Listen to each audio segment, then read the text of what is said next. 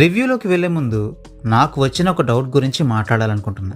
మనకు తెలిసిన so called super స్టార్స్లో కొంతమంది, వాళ్ళని మించిన యాక్టర్స్ ఈ ప్రపంచంలోనే లేరని డప్పు కొట్టుకుంటూ ఉంటారు. కానీ ఆ సెల్ఫ్ డబ్బా పెద్ద మనుషులు జీవితంలో ఒక్కసారైనా నిజాయితీగా గుండెల మీద చేయి వేసుకుని కమల్ హాసన్, టామ్ క్రూజ్ లాంటి యాక్టర్స్ కున్న డెడికేషన్లో పావువంతు డెడికేషన్ కూడా వాళ్ళలో లేదని ఒప్పుకోగలరంటారా? అసలు ఇప్పుడు ఈ టాపిక్ ఎందుకు ఎత్తానంటే, కొంతకాలంగా కొంతమంది యాక్టర్స్ వాళ్ళ గొప్పలు చెప్పుకునే ప్రయత్నంలో హెచ్చులకిపోయి ఏది పడితే అది మాట్లాడుతూ స్టేజ్ల మీద వేరంగం ఆడేస్తున్న క్రమంలో ఎంఐ లాంటి ఒక అంబిషియస్ ప్రాజెక్ట్స్లలో టామ్ క్రూజ్ లాంటి యాక్టర్స్ చూపిస్తున్న డెడికేషన్ చూసినప్పుడు అసలు ఈ డబ్బాగాళ్ళంతా టామ్ కాలిగోటికైనా సరిపోతారా అన్న ఆలోచన ఈ మూవీ చూస్తున్నంతసేపు నా మైండ్లో తిరుగుతూనే ఉంది. అఫ్కోర్స్ ప్రతి మిషన్ ఇంపాసిబుల్ మూవీతోనూ ఆడియన్స్ని మెస్మరైజ్ చేయడం టామ్ క్రూజ్కి అలవాటైన పనే అనుకోండి. బట్ అలాంటి డెడికేషన్ ఉన్న యాక్టర్స్ చాలా తక్కువ సంఖ్యలో ఉండడం వలన టామ్ క్రూజ్ లాంటి వాళ్ళ గొప్పతనం మరింతగా ఎలివేట్ అవుతుందని నా అభిప్రాయం. ఎనీవే, ఈ టాపిక్ని కాస్త పక్కన పెట్టి మూవీ ఎలా ఉందన్న విషయం గురించి చెప్పాలంటే, నాకైతే ఈ మూవీ నచ్చింది. మిషన్ ఇంపాసిబుల్ ఫ్రాంచైజ్కి ఈథన్ హంట్ క్యారెక్టర్కి మంచి హైతోనే సెండ్ ఆఫ్ ఇచ్చినట్టుగా అనిపించింది. నిజానికి మనం మిషన్ ఇంపాసిబుల్ మూవీస్ని చూసేదే యాక్షన్ సీక్వెన్సెస్ కోసం కదా. సో అన్ని అమ్మాయి మూవీస్లోనే ఈ మూవీలో కూడా యాక్షన్ సీక్వెన్సెస్ అదిరిపోతాయి.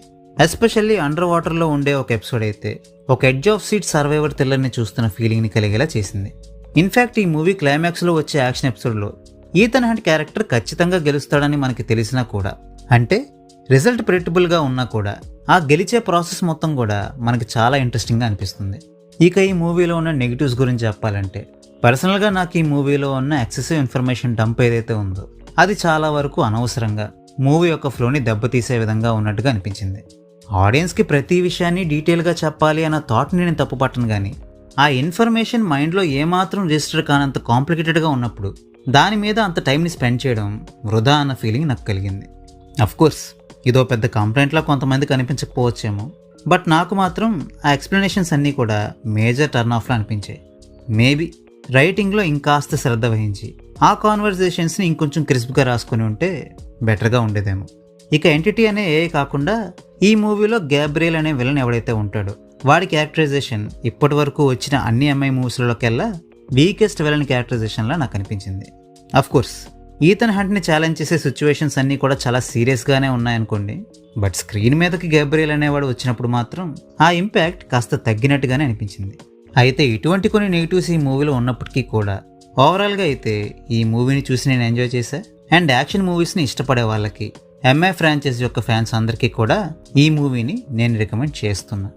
వీలైతే ఈ మూవీని చూసే ముందు డెడ్ రెకనింగ్ మూవీని కూడా ఒకసారి రీవిజిట్ చేయండి. సో దట్ ఇంకొంచెం బెటర్గా ఈ మూవీ మీకు ఎక్కే అవకాశం ఉంటుంది అండ్ స్టోరీని కరెక్ట్గా ఫాలో అవ్వడానికి కూడా అది ఉపయోగపడుతుంది. So well, that's a wrap on this video. ఈ వీడియో మీకు నచ్చితే వీడియోని లైక్ చేయండి. మరిన్ని రివ్యూస్ కోసం ఛానల్కి సబ్స్క్రైబ్ చేసుకోండి. We will meet you next video. Thanks for watching.